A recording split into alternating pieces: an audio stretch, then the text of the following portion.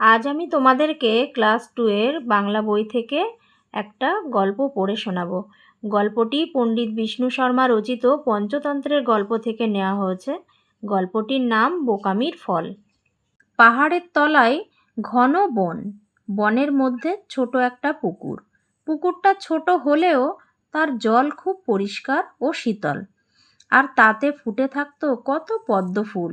সেই পুকুরে বাস করত একটা কচ্ছপ, তার নাম কম্বুগ্রীব। দুটো রাজহাঁসও সেই পুকুরে রোজ এসে সাঁতার কাটতো, গুগলি খেত।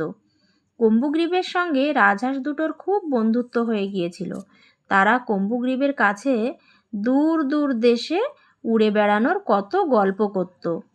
সে বছর গ্রীষ্মকালে একটুও বৃষ্টি হলো না। পুকুর, নদী, নালা সব শুকিয়ে গেল।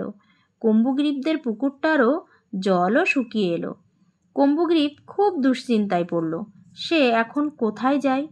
একদিন রাজহাঁস দুটো বলল, বন্ধু কম্বুগ্রীব, কাল থেকে আমরা আর এ পুকুরে আসছি না। জল ভরা কোনো পুকুর আমাদের খুঁজে নিতে হবে। তোমাকে ছেড়ে যেতে আমাদের খুব কষ্ট হচ্ছে। তুমি যদি উঠতে পারতে তাহলে আমাদের সঙ্গে যেতে পারতে। কম্বুগ্রীব বলল, ভাই, তোমরা একটা কিছু ব্যবস্থা করো, নইলে আমি তো জলের অভাবে শুকিয়েই মারা যাব। তারপর 3 বন্ধু মিলে অনেক চিন্তা ভাবনা করে একটা উপায় বের করলো। ঠিক হলো, কম্বুগ্রীব একটা শক্ত লাঠির মাঝখানটা কামড়ে ধরে ঝুলে থাকবে, আর হাঁস বন্ধুরা লাঠির 2 প্রান্ত ঠোঁট দিয়ে চেপে ধরে তাকে নিয়ে উড়ে যাবে। হাঁসেরা কম্বুগ্রীবকে একটা ব্যাপারে খুব সাবধান করে দিল, বন্ধু, উড়ে যাওয়ার সময় ভুলেও কথা বলবে না, তা হলেই সর্বনাশ।